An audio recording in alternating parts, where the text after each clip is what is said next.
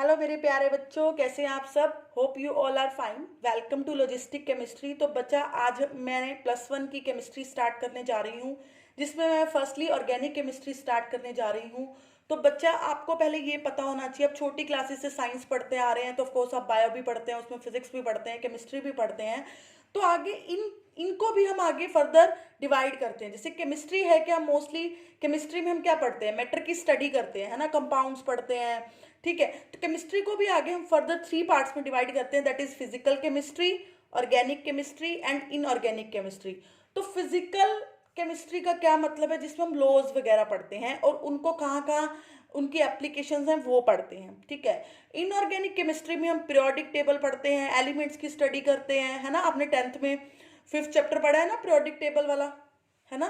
तो वो किसके अंडर आता है, इनऑर्गेनिक केमिस्ट्री के अंदर। ठीक है, अब लास्ट जो मैंने आज स्टार्ट की है केमिस्ट्री की branch, that is organic chemistry. ठीक है, इसमें हम क्या पढ़ते हैं, ऑर्गेनिक कंपाउंड्स की, कार्बन के कंपाउंड्स की स्टडी करते हैं, वो क्या है, ऑर्गेनिक केमिस्ट्री। तो ऑर्गेनिक कंपाउंड्स की स्टडी करते हैं तो आपको सबसे पहले ये पता होना चाहिए कि ऑर्गेनिक कंपाउंड्स क्या हैं। तो कंपाउंड्स ऑब्टेन डायरेक्टली और इनडायरेक्टली फ्रॉम लिविंग ऑर्गेनिजम्स। ऐसे कंपाउंड्स जो हमें डायरेक्टली या फिर इनडायरेक्टली लिविंग ऑर्गेनिजम्स कौन कौन से होते हैं, जैसे प्लांट्स हो गए, ह्यूमन हो गए, एनिमल्स हो गए, प्लांट्स हो गए। तो इनसे जब हमें कंपाउंड मिलते हैं, चाहे वो डायरेक्टली मिले या इनडायरेक्टली मिले, हम उनको क्या कहते हैं, ऑर्गेनिक कंपाउंड। जैसे आप बायो में ये प्रोटीन विटामिन पढ़ते हो, है ना, तो ये क्या है, ऑर्गेनिक कंपाउंड है। Urea, that is also organic compound, even की first organic compound is urea, है ना। तो देखो, अब ऑर्गेनिक कंपाउंड्स की डेफिनेशन को लेकर भी जो बहुत सारी थ्योरीज आई, है ना। तो उसमें से फर्स्ट थ्योरी जो है, that is called whittle force theory, या फिर हम इसको बोलते हैं बर्जीलियस हाइपोथेसिस। ये बंदा क्या कहता था, ये कहता था nature's mysterious forces which operate on plants and animals and they produce organic compounds. वो क्या, उसने क्या कहा था, ऑर्गेनिक कंपाउंड्स बनते कैसे हैं। वो कहता नेचर के थ्रू प्लांट बने हैं, है ना। ऑफ कोर्स जो पौधा उगता है वो नेचर की वजह से ही बनता है ना। मतलब प्लांट कैसे बनता है, नेचर की वजह से ही बड़ा होता है। तो नेचर की वजह से जो प्लांट है, एनिमल्स हैं, वो बन रहे हैं, और देन उन प्लांट और एनिमल से जो कंपाउंड बन रहे हैं उनको हम क्या कह रहे हैं, ऑर्गेनिक कंपाउंड। ये बर्जीलियस ने कहा था, ये उसकी हाइपोथेसिस थी, जिसको हम विटल फोर्स थ्योरी भी कहते हैं। उसने कहा था एक मिस्टीरियस फोर्सेस हैं जो नेचर की, वो उनकी वजह से ऑर्गेनिक कंपाउंड्स बनते हैं, है ना। ठीक है, और देखो ऑफ कोर्स नेचर की फोर्सेस हैं, नेचर की मिस्टीरियस फोर्सेस हैं, तो हम इनको आर्टिफिशियली तो जनरेट कर नहीं सकते, है ना। नेचर के मिस्टीरियस फोर्सेस हैं, इनको हम आर्टिफिशियली तो जनरेट कर नहीं सकते। तो अगर हम इन फोर्सेस को आर्टिफिशियली जनरेट नहीं कर सकते और इन फोर्सेस की वजह से ऑर्गेनिक कंपाउंड्स बन रहे हैं, दैट मीन्स हम ऑर्गेनिक कंपाउंड्स को भी आर्टिफिशियली ऑब्टेन नहीं कर सकते। तो इसने यही बात बोली, this forces can not be artificially prepared, so organic compounds can not be prepared artificially.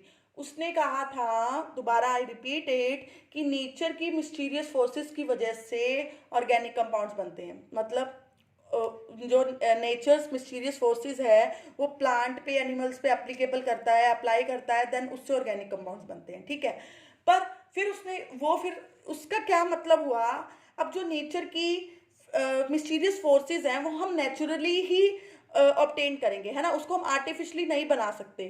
तो फिर इसका मतलब तो हम ऑर्गेनिक कंपाउंड्स भी आर्टिफिशियली नहीं बना सकते। ठीक है, तो ये बर्जीलियस की हाइपोथेसिस की, इसको हम विटल फोर्स थ्योरी भी कहते हैं।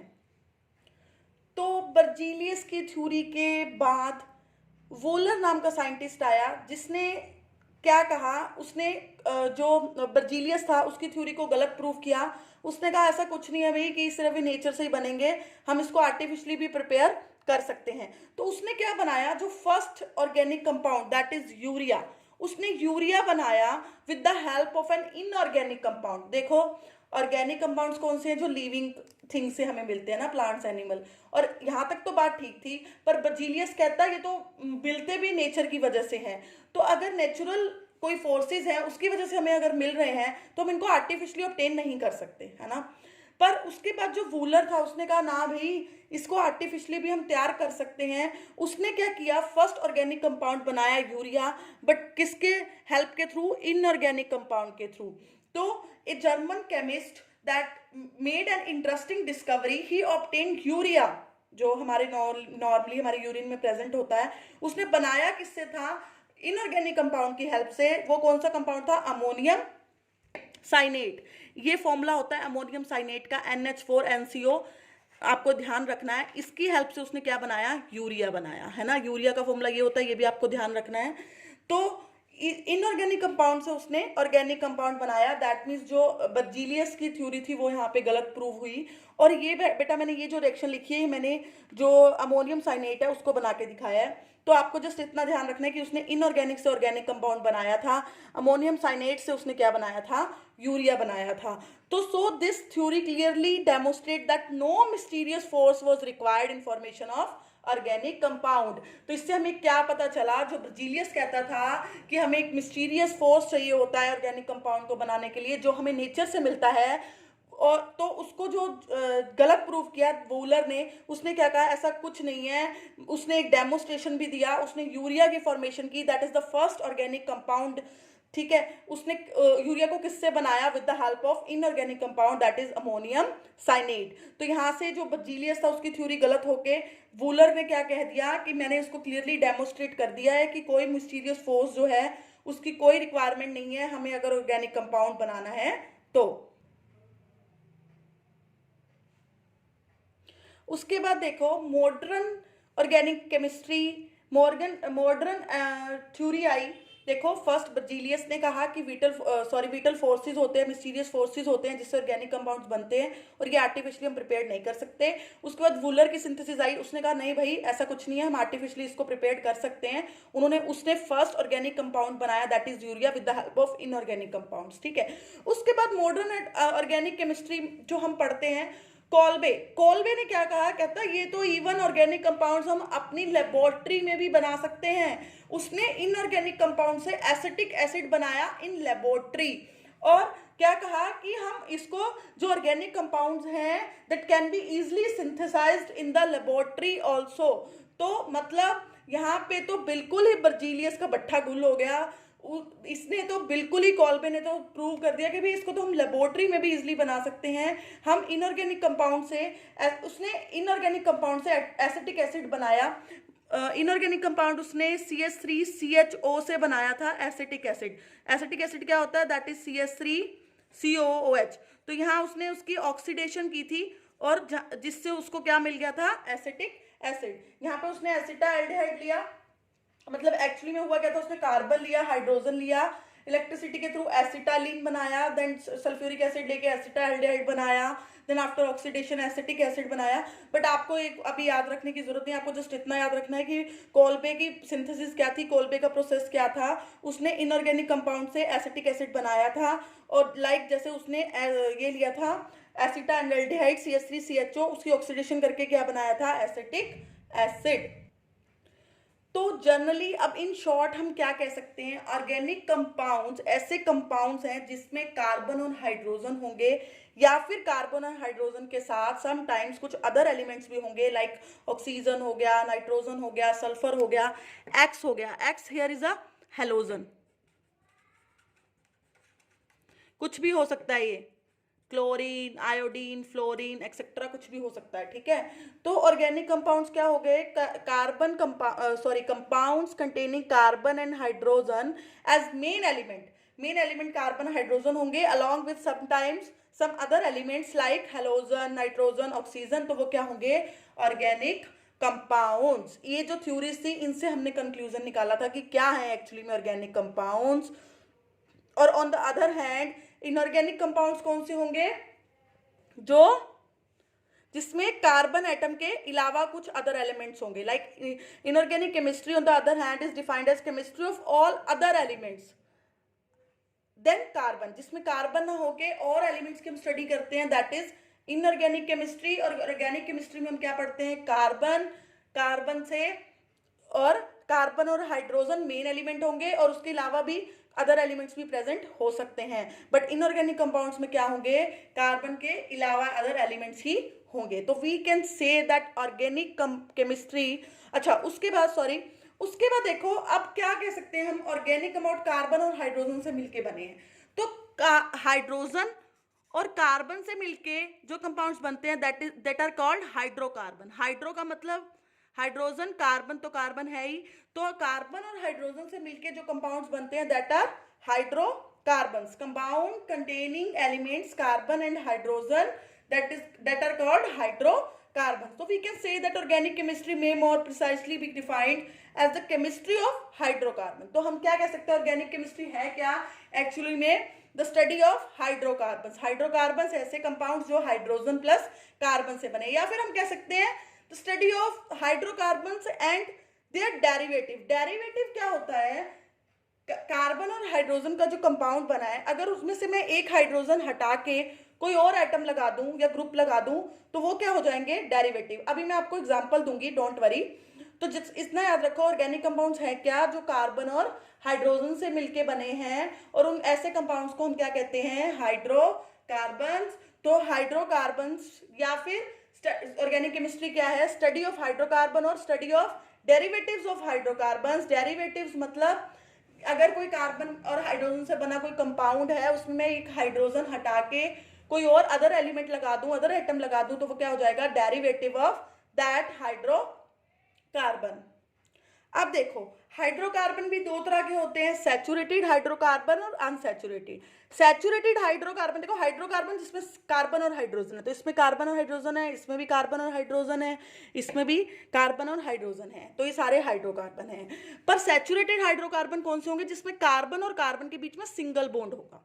ठीक है, कार्बन और कार्बन के बीच में सिंगल बॉन्ड होगा तो वो कौन से हाइड्रोकार्बन होंगे, सैचुरेटेड। ठीक है, और अनसैचुरेटेड जिसमें कार्बन और कार्बन के बीच में या तो डबल बॉन्ड हो या कार्बन और कार्बन के बीच में ट्रिपल बॉन्ड हो, तो वो क्या होंगे, अनसैचुरेटेड हाइड्रोकार्बन।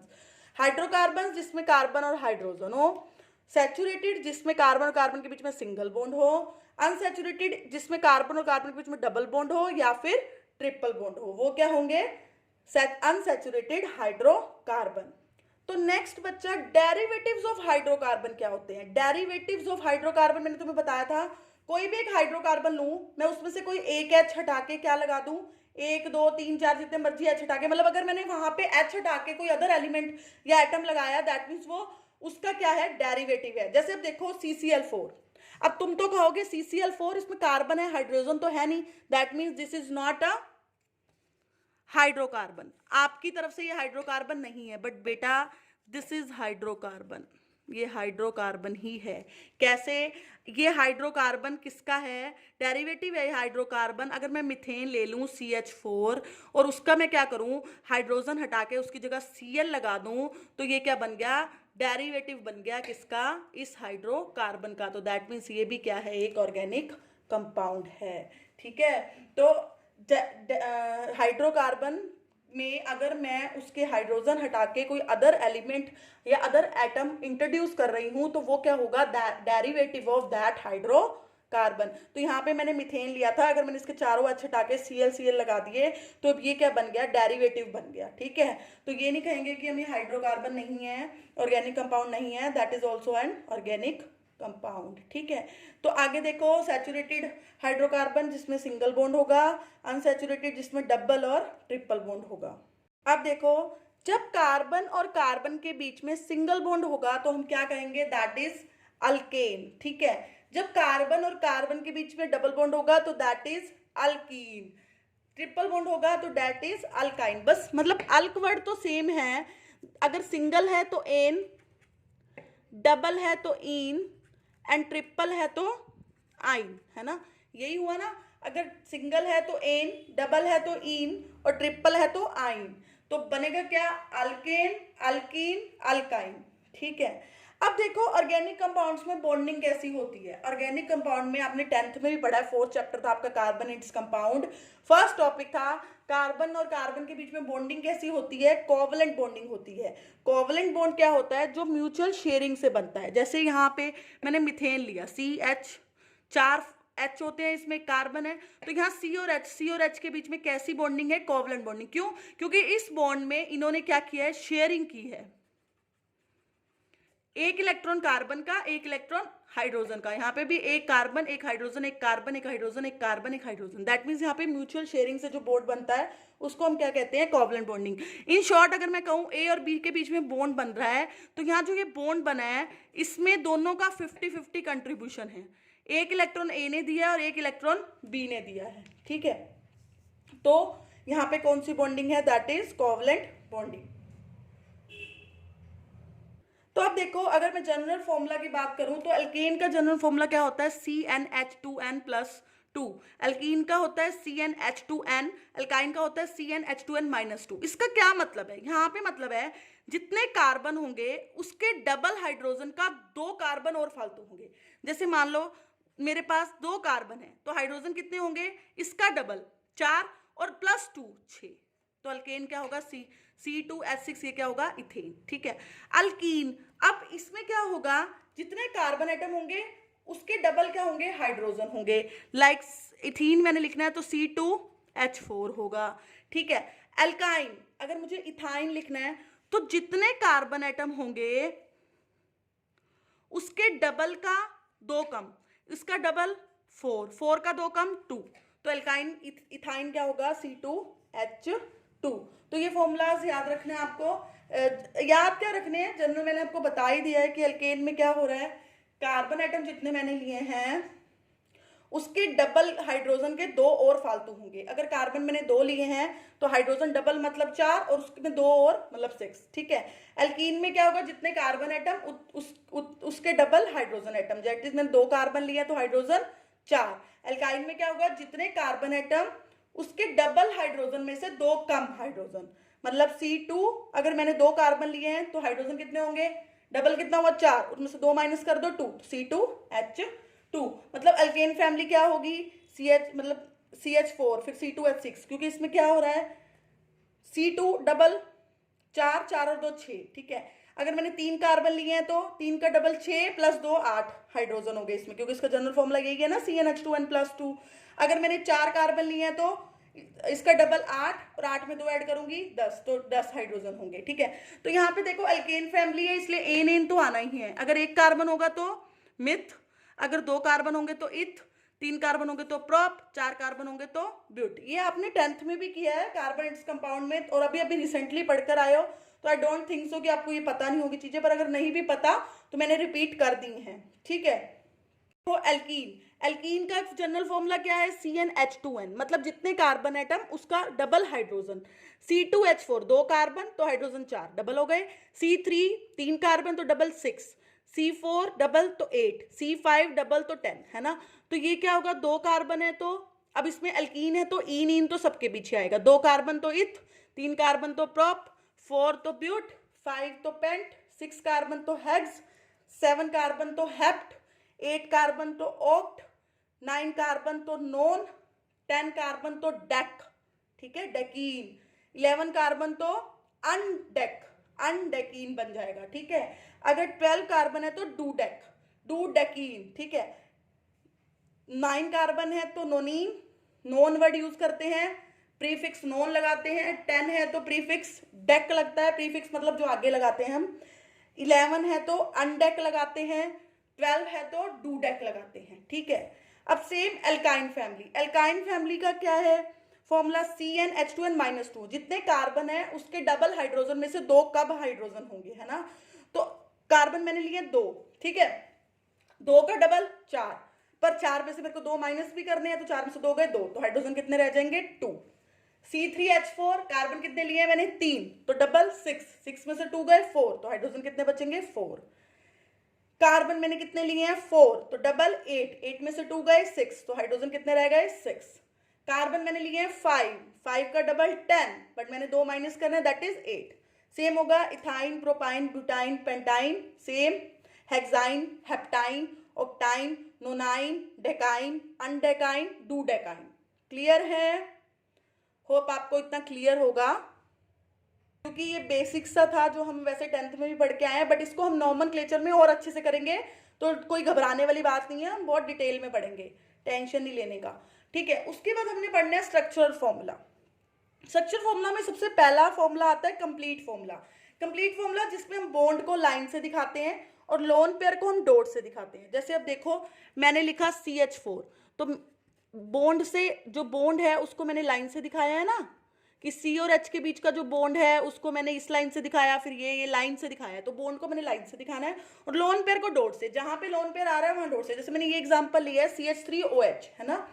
अब देखो O, यहाँ पे O ने 2 बॉन्ड बनाया, ऑक्सीजन का एटॉमिक नंबर कितना होता है 8, है ना, तो 2 6, वैलेंस में इलेक्ट्रॉन कितने हैं 6, ठीक है। तो उसने 1 इलेक्ट्रॉन यहाँ शेयर कर लिया, 1 इलेक्ट्रॉन यहाँ शेयर कर लिया, 6 में से 2 शेयर कर लिए ना, 1 इलेक्ट्रॉन इस बॉन्ड में शेयर किया, 1 इलेक्ट्रॉन इस बॉन्ड में शेयर किया, तो बाकी 6 में से 2 उसने शेयर कर लिया, बाकी कितने बचे 4 इलेक्ट्रॉन बचे, तो मैंने उसको चारों को ऐसे दिखाना है, तो मतलब जितने इलेक्ट्रॉन एलिमेंट के पास बचेंगे उसको आपको डॉट से दिखाना है। क्लियर है? होप क्लियर होगा। नेक्स्ट अब देखो जैसे कंडेंस्ड फॉर्मूला, अगला कंडेंस्ड फॉर्मूला क्या है, मुझे इसमें जैसे मैंने कह दिया ब्यूटेन का कंडेंस्ड फॉर्मूला लिखो और कंप्लीट फॉर्मूला लिखो। कंप्लीट फॉर्मूला तो ये हो गया। कंडेंस्ड फॉर्मूला क्या है, मुझे सीधा मैं लिख दूं CH3, ये CH2, ये CH2, ये CH3, तो ये हो गया कंडेंस्ड फॉर्मूला। मतलब जहाँ ना तो मुझे कार्बन और कार्बन के बीच में बॉन्ड दिखाने की जरूरत है, ना मुझे कार्बन हाइड्रोजन के बॉन्ड दिखाने की जरूरत है, बस सीधा डायरेक्ट में उठा के लिख दूं, तो वो क्या होगा कंडेंस करके लिख दूं, मतलब उसको छोटा करके, ठीक है। ये क्या है, कंप्लीट फॉर्मूला है, ये बिग होता है, कंडेंस्ड का मतलब यही होता है कि उसको छोटा करके लिख दूं, तो ये बन जाएगा। जैसे अगर मैं तुम्हें कहूं प्रोपेन का लिखो, है ना, प्रोपेन का लिखो, कंप्लीट फॉर्मूला क्या होगा प्रोपेन का, 3 प्रोप वर्ड है तो 3 कार्बन, उसके बाद हाइड्रोजन से इसकी वैलेंसी पूरी करूंगी कार्बन की, ये तो हो गया कंप्लीट फॉर्मूला। अगर मैं कहूं इसका कंडेंस्ड फॉर्मूला लिखो तो क्या लिखोगे, CH3 then CH2 then CH3, तो ये क्या हो गया कंडेंस्ड फॉर्मूला। क्लियर है? होप क्लियर होगा। नेक्स्ट देखो, अब नेक्स्ट है line angle formula. Line angle का मतलब मुझे कार्बन को एक लाइन से दिखाना है। जैसे मैंने ब्यूटेन लिखना है मान लो, तो मैं क्या करूंगी, यहां से स्टार्ट करूंगी, ये एक लाइन, मतलब ये एक कार्बन हो गया, लाइन लगाई, ये दूसरा कार्बन, ये तीसरा कार्बन, ये चौथा कार्बन, तो ये मेरे पास क्या बन गया ब्यूटेन। अगर मैंने प्रोपेन दिखाना है तो ये कार्बन, यहां से मैंने लाइन ली, दूसरा कार्बन, ये तीसरा कार्बन, तो ये क्या हो गया प्रोपेन। इसको मैं ऐसे भी दिखा सकती हूँ, ऐसे भी, क्योंकि यहाँ पे भी 3 ही कार्बन है, यहाँ पे भी 3 ही कार्बन है, तो कोई दिक्कत नहीं है। ब्यूटेन 1 2 3 4, ठीक है, इसको ऐसे भी दिखा दो 1 2 3 4, ठीक है, ये क्या हो गया ब्यूटेन। अगर मैं एक लाइन और लगा दूं तो ये क्या होगा, गिनो 1 2 3 4 5, ये क्या बन गया पेंटेन, ठीक है। जैसे मैंने हेक्सेन बनाया, देखो 1 2 3 4 5 6, तो सीधा आपको लाइंस लगानी है, दैट इज सो इजी, है ना। तो ये क्या बन गया हेक्सेन। अगर मैंने ये लिखना है C2H5OH, यहाँ मेरे को हाइड्रोजन मेंशन करने की जरूरत नहीं है, ये ऑब्वियस है कि यहाँ पे हाइड्रोजन है, तो यही है लाइन एंगल फॉर्मूला।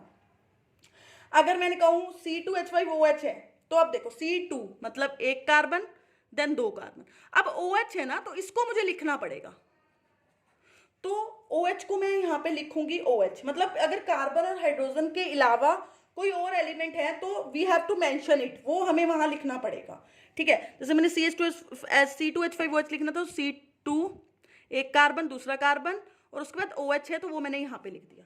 जैसे देखो CH2 एक कार्बन ये रहा और 3 कार्बन यहाँ है, तो टोटल 4 कार्बन हो गए ना, तो 1 2 3 4 कार्बन और उसके बाद क्या लगा हुआ है OH, वो मैंने यहाँ लगा दिया, ठीक है। तो होप आपको ये फॉर्मूलाज भी क्लियर होंगे, जिसमें हमने पहले किया complete formula, condensed formula, then ये क्या किया है लाइन एंगल फॉर्मूला। तो ये आज हमने ऑर्गेनिक केमिस्ट्री स्टार्ट कर दी है, तो इन लेक्चर को आप अच्छे से, इस लेक्चर को अच्छे से करना, अच्छे से इसकी प्रैक्टिस करना, देन हम फर्दर नेक्स्ट लेक्चर पे चलेंगे, ठीक है। तो मेरी वीडियोस को ज़्यादा से ज़्यादा बच्चों अपने फ्रेंड्स के साथ शेयर करो, ताकि वो भी इसका फ़ायदा उठा सकें, ठीक है। आप भी ज़्यादा से ज़्यादा वीडियोस को देखो, बार बार देखो, ताकि आपको कंसेप्ट बिल्कुल अच्छे से बैठ ही जाए आपके दिमाग में, है ना। क्योंकि अभी तो आपके पास टाइम है, आप ज़्यादा से ज़्यादा टाइम यूटिलाइज कर सकते हो, फ्री होते हो सारा दिन घर पे, है ना। Okay, thank you, bye.